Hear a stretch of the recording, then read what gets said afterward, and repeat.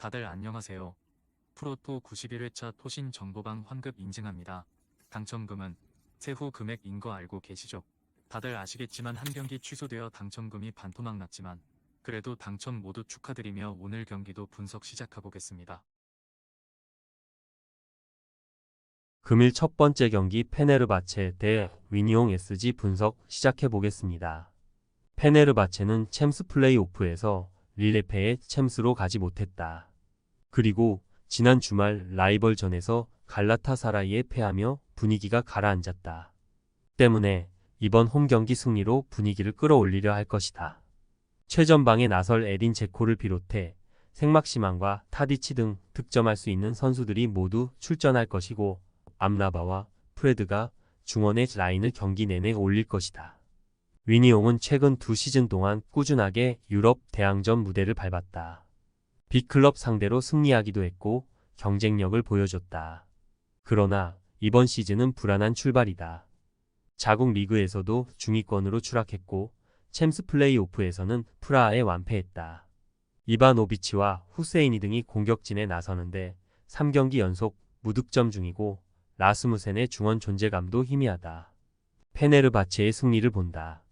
위니옹이 난적 상대로 승점 추가를 위해 버지스와 마치다 등 수비 라인을 두텁게 하겠지만 홈팀의 화력을 견디긴 어렵다. 제코의 공중볼 장악 외에도 생막시만과 스지만스키가 2선에서 확실하게 기회를 만들 페네르바체가 승리할 것이다. 금일 두 번째 경기 말메 대 레인저스 분석 시작해 보겠습니다. 말메는 챔스 플레이오프에서 스파르타 프라하에 완패했다. 클락스비크와 파오크 등을 잡고 올라온 플레이오프였는데 체코의 최강팀을 넘지 못했다. 리그에서는 2위와 승점 11점 차를 벌린 1위인데 아쉬운 결과였다.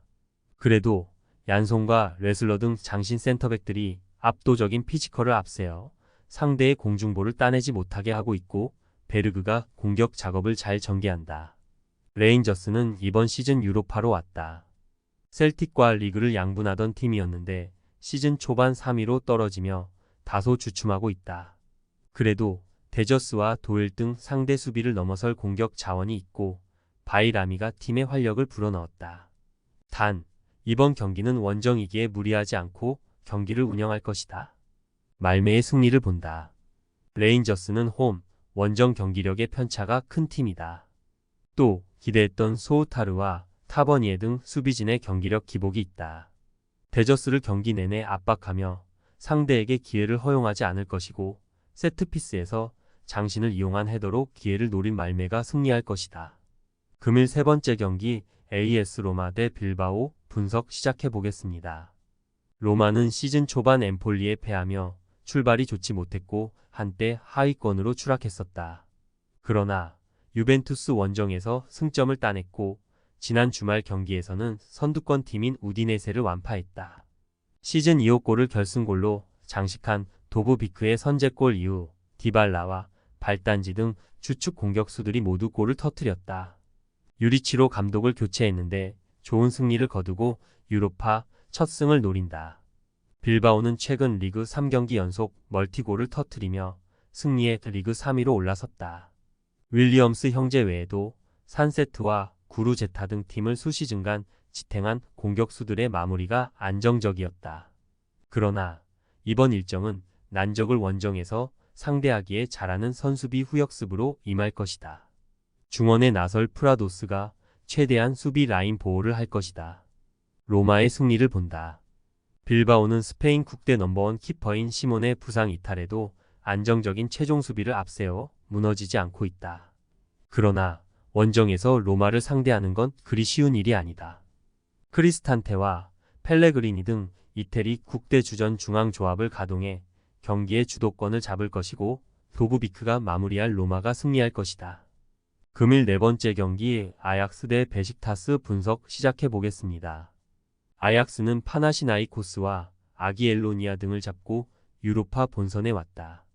지난 시즌 에레디비지에서 충격적인 최하위로 추락하는 등 위기가 있었지만 시즌 중반 이후 반등에 성공했고 유럽 무대로 돌아왔다.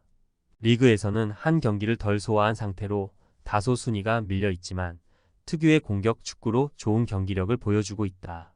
클라센과 핸더슨 등 베테랑 중원 자원이 팀이 중심을 잡아주고 있고 아크폼과 베르호스트, 브로비 등 해결할 선수가 즐비하다. 베식타스는 플레이오프에서 스위스의 루가노를 집으로 돌려보냈다. 두 경기에서 8골을 뽑아낼 정도로 맹공을 퍼부었다. 팀의 에이스인 하파 실바를 비롯해 라시차와 마리우가 공격 전개를 책임졌고 이태리 국대 스트라이커 임모빌레의 마무리도 안정적이었다. 단 파울리스타와 우드오카이 등으로 구성된 수비는 강팀 상대로 다소 기복 있는 경기력이었다. 아약스의 승리를 본다. 베식타스가 원정 승점 추가를 위해 수비적으로 임하겠지만 아약스의 화력을 막지 못할 것이다.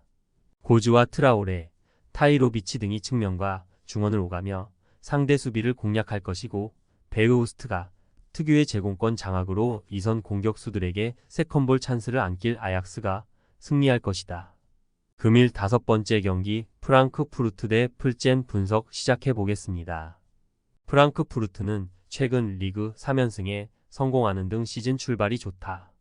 이집트 팀에서 살라의 공격 파트너로 나서는 마르무시가 4경기 4골을 터뜨리며 팀의 에이스 역할을 하고 있고 샤이비와 크나우프 등의 측면 지원도 안정적이다.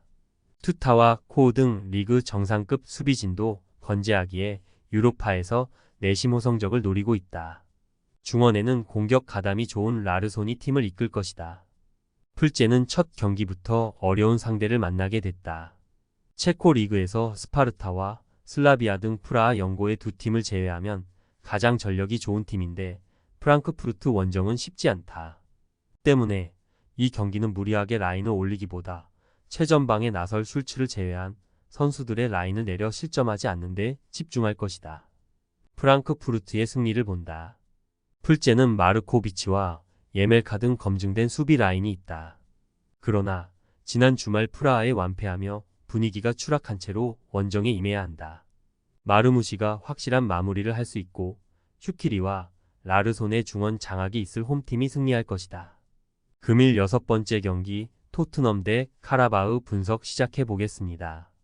토트넘은 지난 시즌 유로파 순위권에 머물며 유로파로 왔다. 이번 시즌 출발은 좋지 못했지만 지난 주말 브렌트포드 상대로 달라진 공격 전술로 3골을 몰아치며 완승했고 분위기를 끌어올렸다. 손흥민이 윙어로 나와 2개의 도움을 기록했고 솔랑케의 골도 인상적이었다. 이 경기는 홈이기에 더 공격적으로 경기에 임해 승리를 노릴 것이다. 카라바흐는 챔스 플레이오프에서 자그레브에 패하며 유로파로 왔다. 그래도 수 시즌 연속 유럽 대항전에 출전한 아제르바이잔 최강팀이다. 벤지아와 안드라데 등 출중한 개인 기량으로 상대 수비를 넘어설 선수들이 있고 주니뉴는 해결사 역할이 가능하다.